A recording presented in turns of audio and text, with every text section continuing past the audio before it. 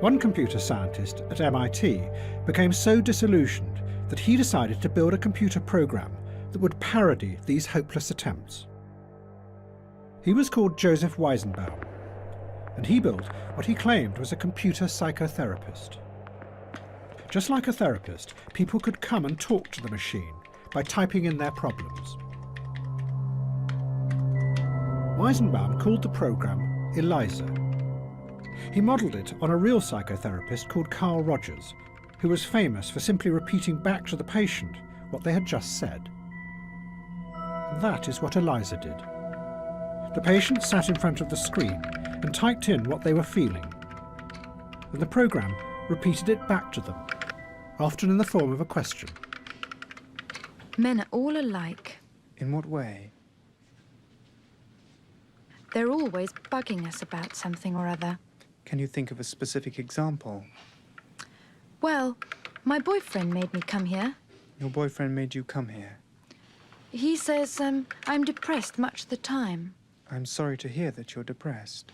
It's true. I am unhappy. Do you think coming here will help you not to be unhappy? Well, I need some help. That much seems certain. One of the first people to use Eliza was Weizenbaum's secretary, and her reaction was something that he had not predicted at all. And I asked her to my office and sat her down at the keyboard, and then she began to type. And of course, I looked over her shoulder to make sure that everything was operating properly. After 2 or 3 interchanges with the machine, she turned to me and she said, "Would you mind leaving the room, please?" And yet she knew, as Weizenbaum did, that Eliza didn't understand a single word that was being typed into it. You're like my father in some ways. You don't argue with me. Why do you think I don't argue with you? You're afraid of me. Does it please you to think I'm afraid of you? My father's afraid of everybody. My father's afraid of everybody. Weizenbaum was astonished. He discovered that everyone who tried Eliza became engrossed. They would sit for hours telling the machine about their inner feelings and incredibly intimate details of their lives. They also liked it because it was free of any kind of patronizing elitism. One person said, "After all, the computer doesn't burn out, look down on you, or try to have sex with you." What Eliza showed was that in an age of individualism, what made people feel secure was having themselves reflected back to them, just like in a mirror.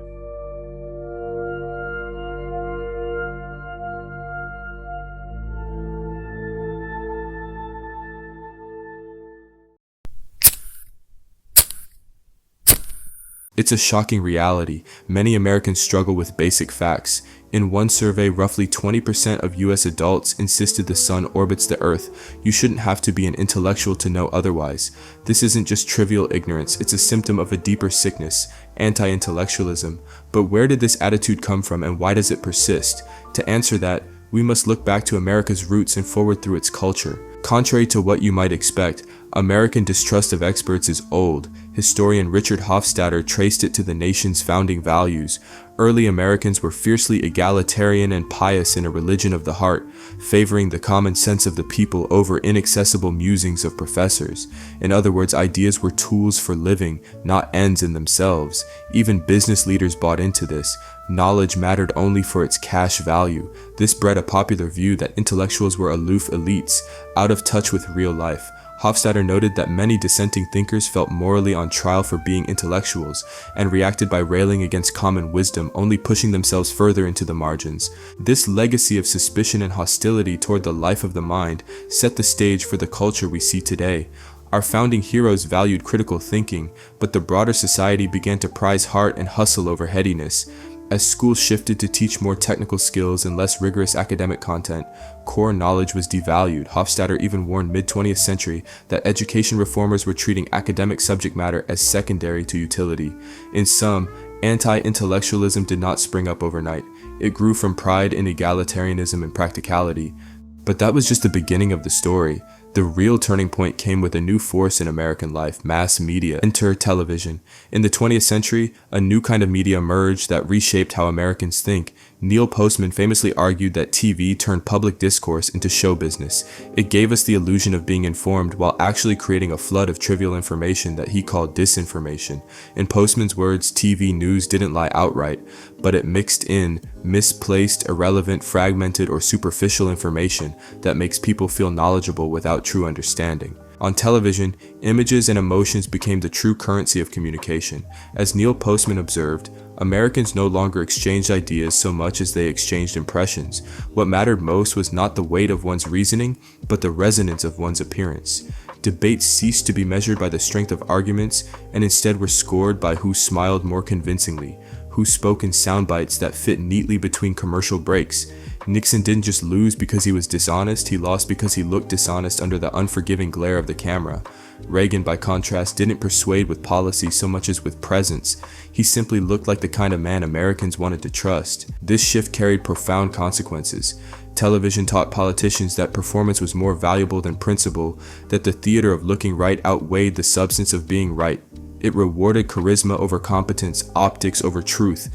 Over time, this dynamic seeped into the cultural bloodstream, redefining the very meaning of public conversation. What once demanded patience, nuance, and critical thought was steadily repackaged into short bursts of entertainment, easily consumed and easily forgotten.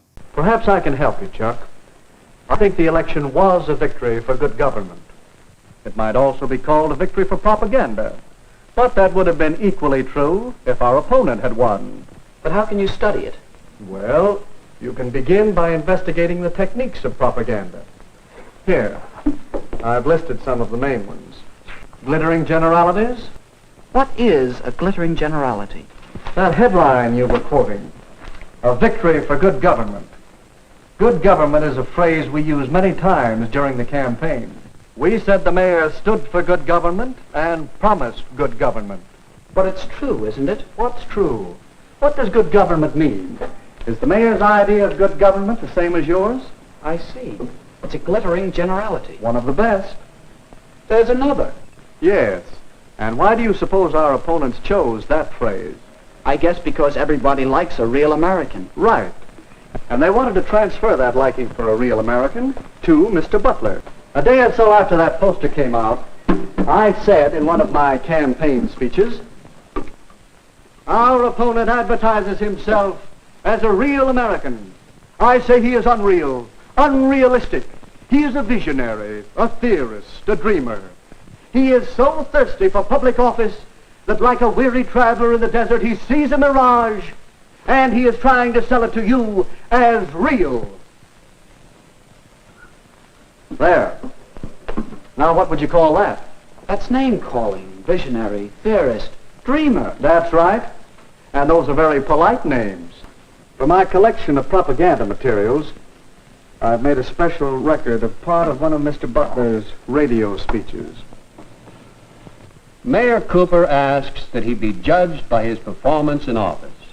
Very well. Let's ask him who was mayor when the municipal waterworks fell into such a state of disrepair that the whole town was without water for 2 days. Let's ask him. But no, let's not. It might embarrass him. That's what we call card stacking.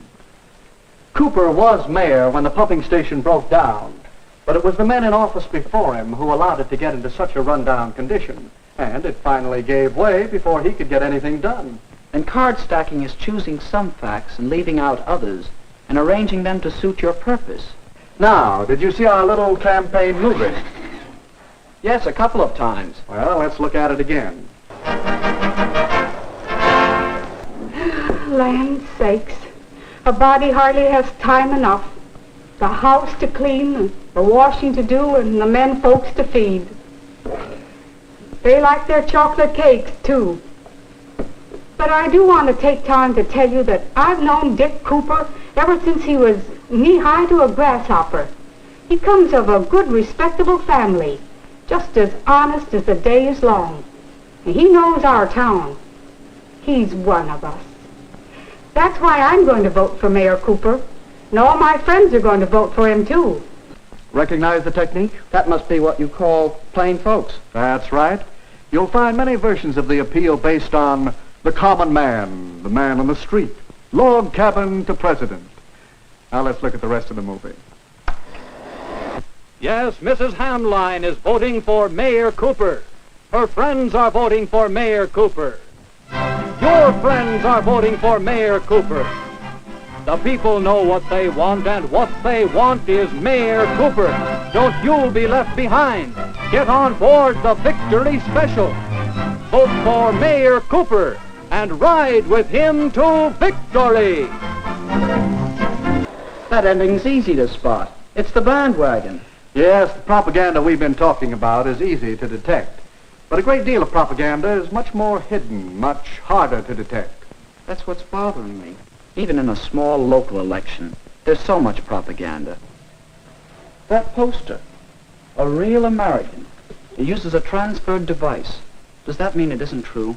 Not necessarily. Evaluating propaganda isn't that simple. Recognizing the technique is one step.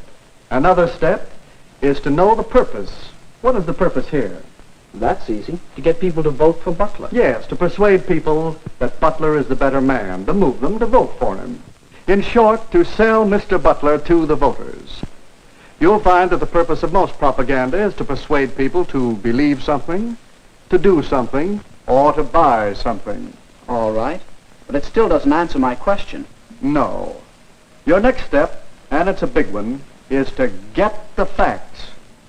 Well, is he a real American? Howard Butler was born in this country. He obeys its laws. He's a good citizen. Yes, he is a real American. The same can be said for Richard Cooper. So ask yourself whether the facts support the purpose. Do they support the transfer of feeling from real American to Mr. Butler over Mr. Cooper? No, I guess not. Well, that's your fourth step. Weigh the facts against the purpose and the technique. I think I understand. To know whether propaganda is good or not, whether it's true or not, I should know the purpose, recognize the technique, get the facts, and judge the purpose and technique by the facts. But when you want the facts about live political battle, don't come to a campaign manager. I might do it at that. But I will also go and see your opposition. Well, that's all right. Whenever you're tracking down propaganda, get as many different points of view as you can. Do you know something? What? I think that it might be interesting to make a really serious study of propaganda. I find it interesting, and there's plenty to study. Here I have just a few of the many books on the subject. You can read them. You can keep your eyes and ears open for little bits of propaganda. And, of course, you can study whole propaganda campaigns. Here are a few on which I've been gathering material. Hitler and Nazi Germany had a campaign of propaganda that ran over many years. Then there's a wealth of propaganda to study on the subject of Russia and communism. There's propaganda to study in our own American elections, national as well as local, and in many of the major issues on which elections often hinge. Well, if I don't learn about propaganda, it won't be because there's no way to study it. That's right, Chuck. Remember the techniques of propaganda, and use the procedure we out is a powerful force. So powerful that your study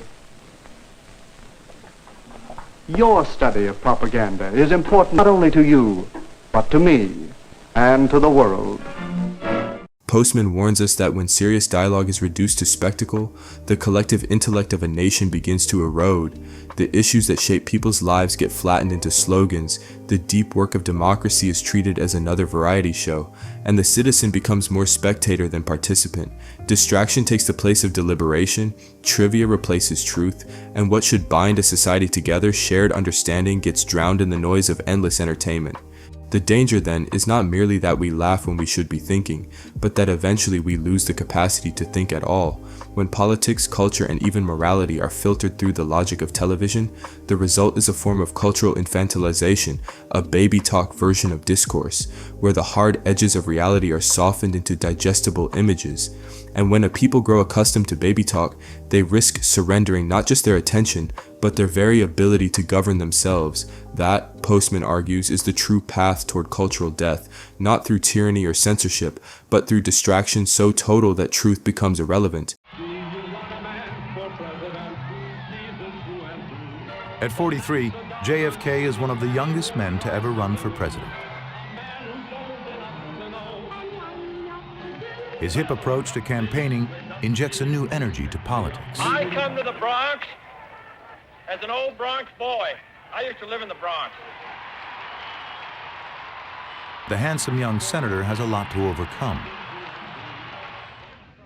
But the Kennedy campaign has a plan to sell him to the country. Now, 90% of U.S. households own a television. Good evening. The television stations of the United States are proud to provide facilities for a discussion of issues by the two major candidates for the presidency. The candidates On September 26, 1960, 70 million people tune in to America's first televised presidential debate. I'm not satisfied until every American enjoys his full constitutional rights. JFK is prepped for his television appearance. The day before, he met with producers and discussed camera angles. He looks tanned and glowing. I don't want the talents of any American to go to waste. He is wearing a blue suit and shirt to reduce glare and stand out against the gray backdrop. Mr. Smith, Senator Kennedy, Nixon looks exhausted. He's straight from the campaign trail and is recovering from the flu. He also has a knee injury, making him appear uncomfortable and shifty. I wonder if you could explain that, sir. there is no question but that we cannot discuss our internal affairs in the United States without recognizing that they have a tremendous bearing on our international position. Mr. Vice President, His gray suit and pale face appear to blend into the set. Campaign issue. I'd like to follow Mr. The visual contrast between the men damages Nixon. Answer questions or comment upon one another's answers to questions. Viewers think Kennedy has the edge, even though radio listeners have the opposite impression. During the debate, Kennedy's on-camera performance makes him look like a leader. And old doubts about his youth are forgotten. Studies will later show that this debate made up the minds of 4 million voters. 3 million vote for Kennedy. Television transformed politics into a spectacle where appearance mattered more than substance. That shift didn't just change presidential debates, it laid the groundwork for how the left versus right divide is packaged and sold to the public. Once images and emotions became the currency of politics, wedge issues like abortion, guns, and race were perfectly suited for the medium.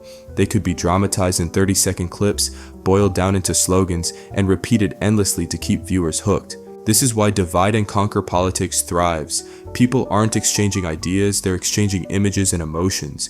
The media in turn profits by fueling outrage and keeping politics framed as a kind of sport one, where the audience cheers for their team rather than questioning the rules of the game itself. The result is that, while Americans are distracted by emotionally charged images of cultural battles, the deeper systemic issues, corporate power, wealth inequality, environmental collapse, fade quietly into the background. Postman's warning about public conversation turning into baby talk resonates here. Left versus right debates often reduce serious issues into simplistic binaries: good versus evil, freedom versus tyranny, red versus blue. This shallow form of discourse makes it nearly impossible to grapple with the complexity of systemic problems. Instead, people are encouraged to latch onto surface-level symbols, a flag pin, a soundbite, a viral clip, while the machinery of power continues largely unchallenged. Yet, there are moments when Americans break free from the spectacle. Postman warned that when truth gives way to trivia, a culture risks collapse, but history also shows the renewal that comes when people pierce through the noise and rediscover their shared struggles. The civil rights movement, Occupy Wall Street, today's labor strikes, each reveals that behind the scripted theater of partisanship lies a deeper reality that binds ordinary people together across ideological divides, the universal fight for dignity, fairness, and survival. Television reshaped the very fabric of American life. News, politics, religion, even education, all were reconfigured into spectacles designed less to inform than to entertain. Postman's warning, amusing ourselves to death, captured the essence of this shift. A society so immersed in diversions that it mistook stimulation for substance. Programs favored catchy slogans over serious debate, while commercials told bite-sized stories that appealed to desire and fantasy rather than honesty or truth. In time, the public grew accustomed to consuming reality through a funhouse mirror, colorful, exciting, and dramatic, but hopelessly distorted. The consequences of this transformation were profound. A generation learned to expect that the serious must also be entertaining, that knowledge should be packaged as spectacle. Issues once requiring patience and depth became compressed into slogans, symbols, and surface impressions. Substance gave way to style, and complexity was eclipsed by the quick thrill of amusement. Introducing Macintosh. It does all the things you'd expect a business computer to do. It does a lot of things you wouldn't expect a business computer to do. And it does some things no other business computer has ever done before. Of course, to do all this, you will have to learn to do this. Macintosh from Apple. Then came computers and the internet, and the logic of television did not fade. It intensified. If television reduced truth to entertainment, the digital age turned it into a commodity of speed and volume. Online, the principles of amusement collided with the culture of immediacy. Instant access, infinite scrolling, endless feeds. What television once did on a daily cycle, the internet now performs by the second. In this new environment, the funhouse mirror became an infinite hall of mirrors. Reality is fragmented into memes, tweets, headlines, and viral clips, each one engineered to capture attention, not to cultivate understanding. The result is a public discourse even more fractured, more reactive, more dependent on the constant stimulation of novelty. Where television taught us to laugh when we should have been thinking, the internet teaches us to click, swipe, and move on before thought can even begin.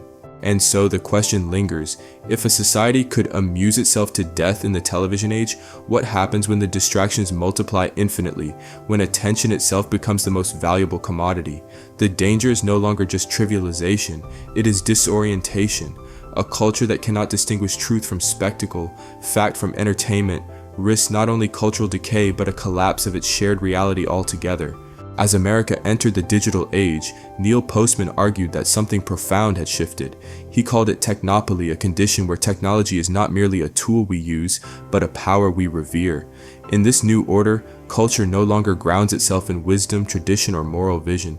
Instead, it seeks its authority in the latest technical breakthrough. What was once judged by human values is now reshaped by technology itself. Postman described it starkly, a totalitarian technocracy in which every form of cultural life must bow before the sovereignty of technique. Does it understand what it's doing in the sense that we do? It's easy to leap to false conclusions, as Professor Weizenbaum discovered when he created Eliza. Eliza is a computer program that anyone can converse with via the keyboard, and it'll reply on the screen. We've added human speech to make the conversation more clear. Men are all alike. In what way? They're always bugging us about something or other. Can you think of a specific example? Well, my boyfriend made me come here. Your boyfriend made you come here? He says I'm depressed much of the time. I'm sorry to hear that you're depressed. It's true. I am unhappy. Do you think coming here will help you not to be unhappy? The computer's replies seem very understanding, but this program is merely triggered by certain phrases to come out with stock responses. Nevertheless, Weizenbaum's secretary fell under the spell of the machine. And I asked her to my office and sat her down at the keyboard, and then she began to type. And of course, I looked over her shoulder to make sure that everything was operating properly. After 2 or 3 interchanges with the machine, she turned to me and she said, "Would you mind leaving the room, please?" And yet she knew, as Weizenbaum did, that Eliza didn't understand a single word that was being typed into it. You're like my father in some ways. You don't argue with me. Why do you think I don't argue with you? You're afraid of me. Does it please you to think I'm afraid of you? My father's afraid of everybody. My father's afraid of everybody. Think about how instinctively we defer to our devices. A smartphone doesn't just help us, it tells us what to do, where to go, how to feel, what to believe. We trust it more than we trust ourselves. The computer, Postman argued, became the quintessential emblem of this era, celebrated for thinking better than we can. Today, algorithms don't simply organize our choices, they define the range of choices we believe exist. They shape our habits, our desires, even our sense of what's real. I myself was surprised at some of the studies I turned up that I cite in this book. The worst one, I think, is the National Geographic Roper poll of Americans from 18 to 25. After all, the age group that's doing nearly all of the fighting and dying in Iraq. And 2/3 of them can't find Iraq on a map that's marked with the names of countries. But more than that, when people were asked, in this age group were asked, is it important to know a foreign language? Or is it important to know the location of countries in which important news is being made? More than half of them said no. So, not knowing where Iraq is on a map, that's ignorance. Saying it's not important to know where it is on a map is saying I'm ignorant and proud of it. Well, then let me ask you, what is the thrust of your beginning the book with the quote from Jefferson? Are you prophesying here that having dumbed down, we cannot also be free? I consider it a cautionary quote. If things keep going the way they're going, if there isn't some kind of a concerted effort to deal with this problem, I don't see how anything in our political culture can get better. But you seem to be, still to me, you seem to be kind of so uneasy about that Jeffersonian thought. Here it is. You can't dumb down and be free. I am uneasy about it. I mean, we can be free technically in the sense that we go to the polls, but certainly the founders thought, it was really their main article of faith, that democracy and maintaining it depended on an informed citizenry, a citizenry that was much more widely informed and more committed to free inquiry than the United States was at the time of independence. That's why they had a lot of faith in education. But as your old teacher Hofstadter pointed out, democratization of education was always coupled in America with a suspicion of too much learning. So that the idea of practical learning for better jobs and maybe better citizenship was always an American ideal. On the other side, it was always this suspicion of the person who knows too much, talks too good. So the pandering isn't all that new. No, the pandering isn't all that new. But what has changed in the last 40 years, and again, Hofstadter couldn't have anticipated this. He was writing really at the beginning of the video culture. What has happened, I think, that has added to all of the endemic American anti-intellectual tendencies that Hofstadter talked about is the saturation of our culture by 24/7 infotainment, which was just beginning. And it shows itself in the fact that we are becoming a nation not of illiterates, but, as I say, of alliterates. We are people who increasingly don't read books. According to the National Endowment for the Arts in 2006, only more than half of Americans under 44 read no book at all last year, other than what they might have needed to read if they were still in school. By that I mean no book. I don't mean that they didn't read Proust or Henry James. I mean that they didn't read any book. No detective story, no bodice ripper romance, no self-help book, nothing. Then you agree with my other late friend, Neil Postman, that we are amusing ourselves to death. Yes. And Neil Postman's book, which was published in 1986, was very prescient. He was published, that book, at the dawn of the computer era. In other words, he hadn't seen what the visual use of the web would do and how greatly enhanced the ability of people to entertain themselves 24 hours a day would be by mobile digital technology. We've become so used to this. And the fact is, it's only 10 to 15 years that we've had the capacity, through various portable devices, to carry our entertainment with us 24 hours a day if we want to do it. And if you ride a bus in New York City, you know that a lot of people do want to do it. And the consequences, more dumbing down. The consequences are that for every time you spend in passive forms of acquiring information and entertainment, you're not doing something else. Now, if you've read any of the reviews of my book, you see that some of them have taken me to task for being a technophobe, and I'd sort of like to answer the critics who aren't here. I'm not a technophobe. I simply point out that computers, the web, they're tools. They're wonderful tools. They're great tools for getting information. I'm really happy that when I forget a date, that I don't have to go through 10 books to find it. I can just click on the internet and find out what the date of some battle was, or how to spell the name of some country whose name has been changed. But that's just information. It's a shortcut to getting information. That information doesn't mean anything, one, if you don't know how to look for it. That is to say, you don't know what you're looking for. But most particularly, it doesn't mean anything if it doesn't connect to a body of knowledge. I'd compare it to the web to a calculator. Now, when I do my tax returns, I don't add up the figures by hand. I use a calculator when I send stuff to my accountant. But I know, for example, I understand fractions and percentages. If something came out $100,000 that ought to be only $10,000, I would know immediately in my head, because I understand the basic processes of math and percentages, that it was wrong. I might not know the exact dollar amount it was wrong, but I would know.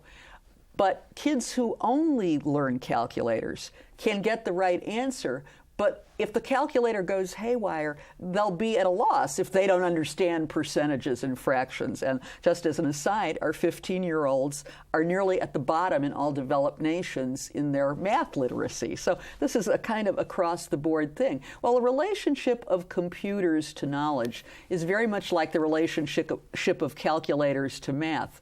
What computers have in them is what we put in them. What we get out of them is what we look for in. So if you're looking for great things, you can find them on the internet. And if you're looking for garbage, if what you want to do is watch people indicting their estranged spouses on YouTube and throwing up on YouTube, you'll do that. Garbage in, garbage out. Now, a lot of people are very angry at me for saying that computers are just tools. And I don't know why. This may be one of the problems that America has, is an almost childlike faith in technological solutions to every problem, as though what was on the web isn't what people have put there, as though it exists as some kind of a godlike source of knowledge. What then, you've been an historian here in this book, turn out to be a prophet, and what do you prophesy? I really hate to be asked that question.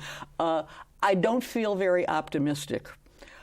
I particularly don't feel optimistic because just since I've been writing this book, there has been a push by video marketers to reach the last untouched market, which are children from infancy to about 2 years old. Until a few years ago, what was available in videos was aimed at 2 years and above.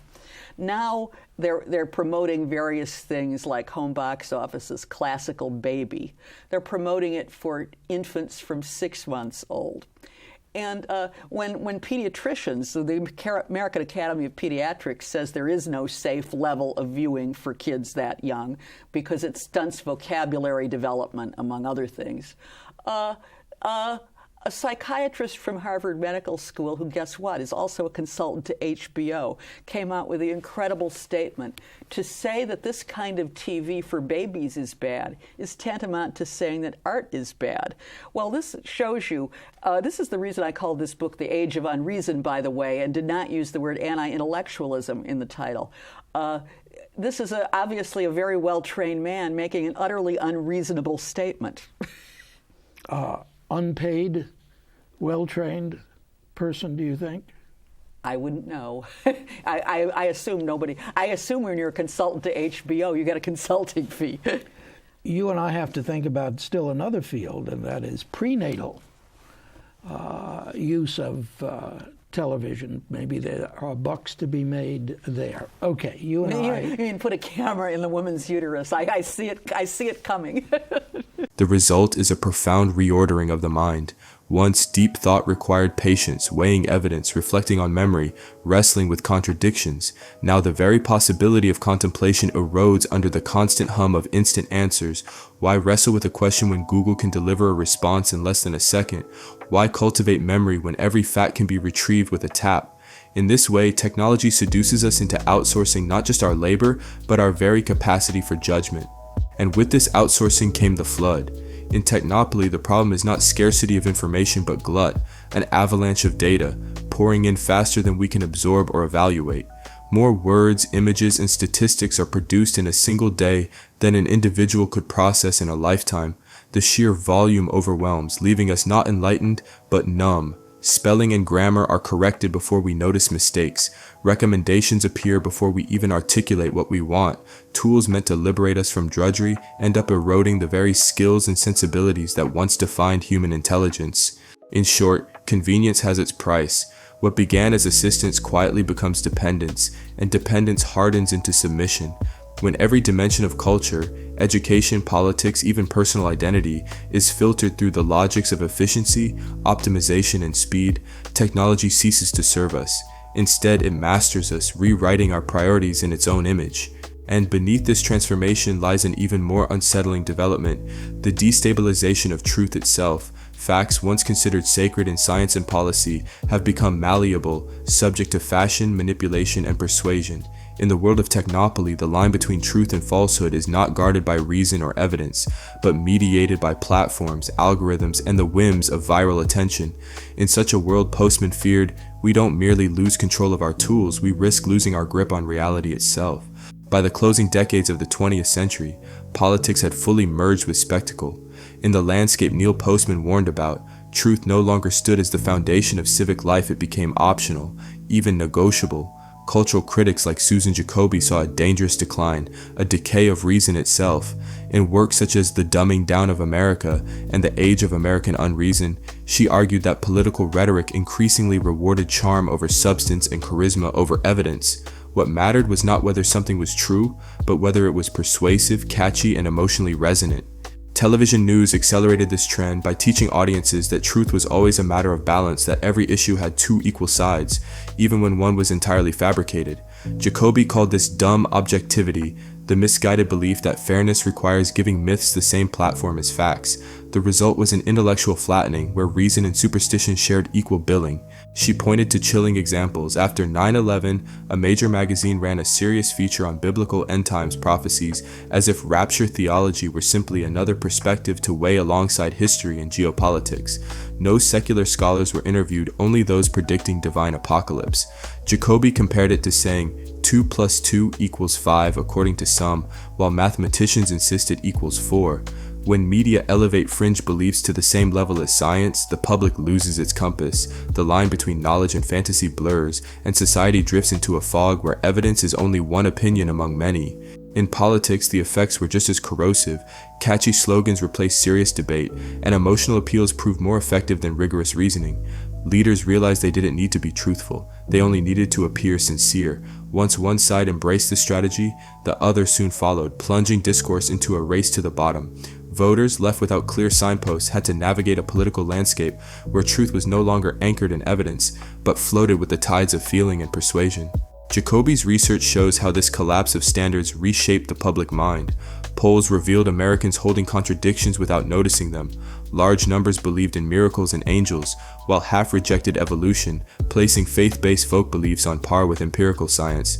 In effect, knowledge itself became partisan, filtered through the lens of ideology and molded by wishful thinking. This culture of truthiness is not confined to one party or movement. Both sides have indulged it, and both have suffered its consequences. Leaders who scorn expertise embolden their followers to do the same. Communities that once welcomed debate now cocoon themselves in echo chambers, where dissenting voices are treated not as rivals in reason, but as threats to identity. Schools feel the ripple effect. Civics, science, and critical thinking yield to whatever is popular, profitable, or politically convenient. In such a climate, facts are fragile things. They are easily outshouted by feelings, outmaneuvered by imagery, and outnumbered by opinions. Yet Jacoby insists this did not appear out of nowhere. It was seeded long before in the rise of modern media and technology, which trained the public to prize stimulation over reflection. By the time politics fully embraced spectacle, Americans had already been primed to prefer myth over memory, entertainment over knowledge.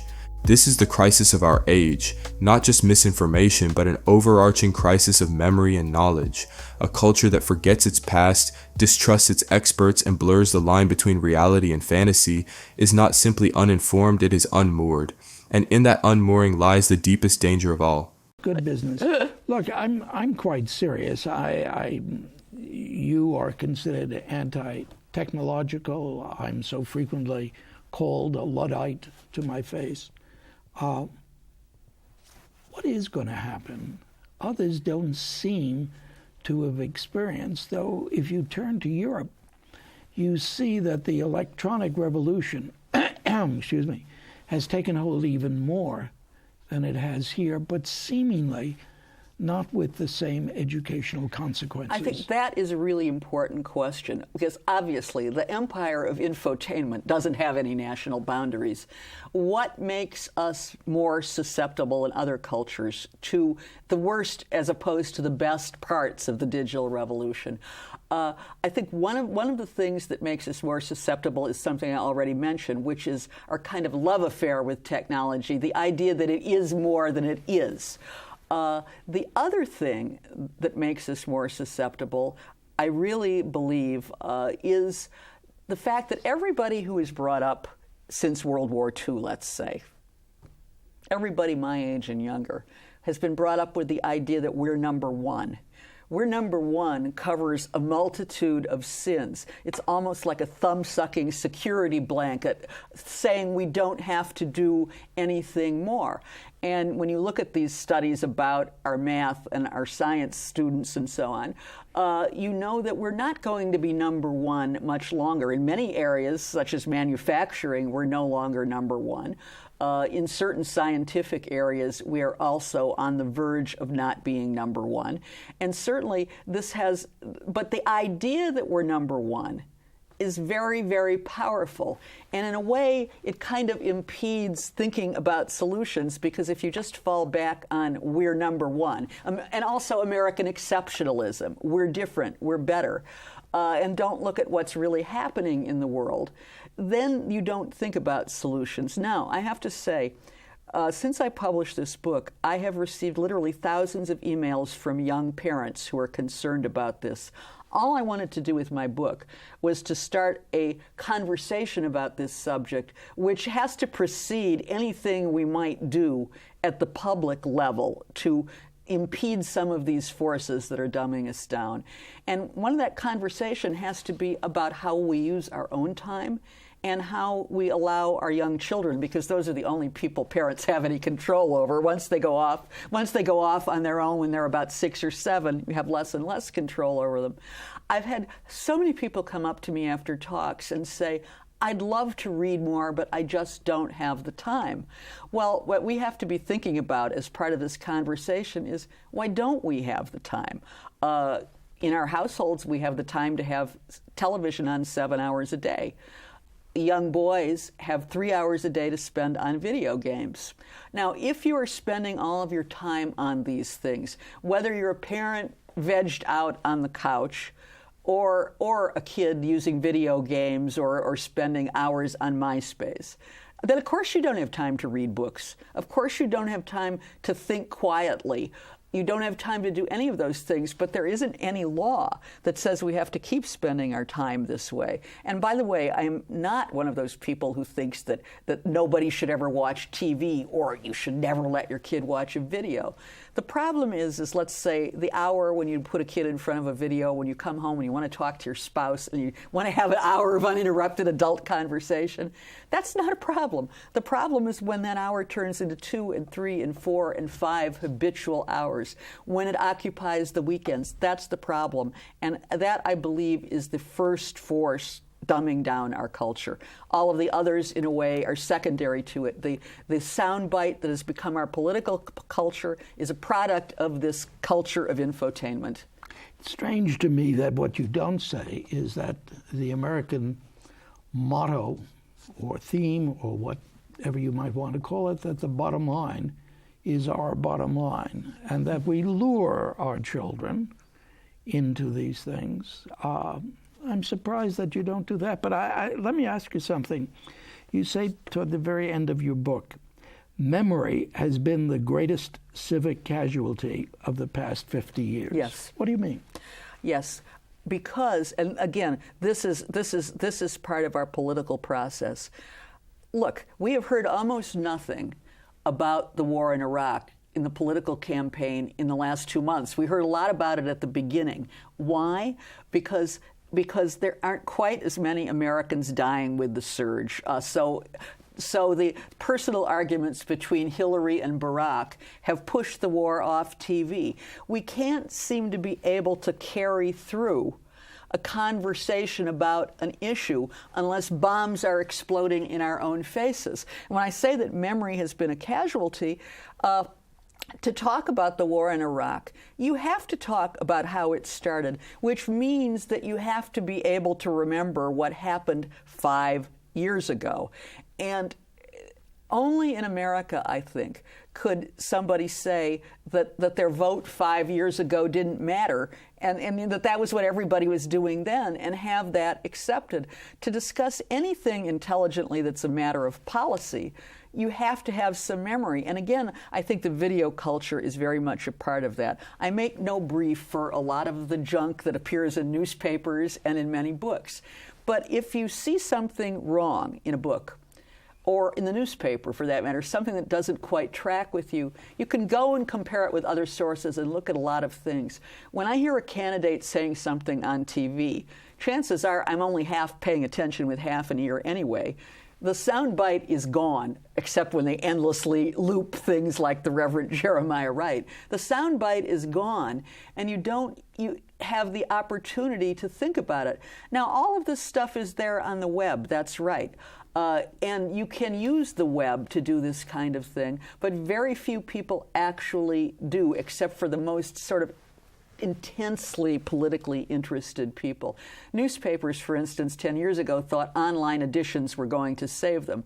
They're not. Young people don't read more newspapers online than they read print editions, which is to say only a small minority of the people who read online editions are under the age of 35.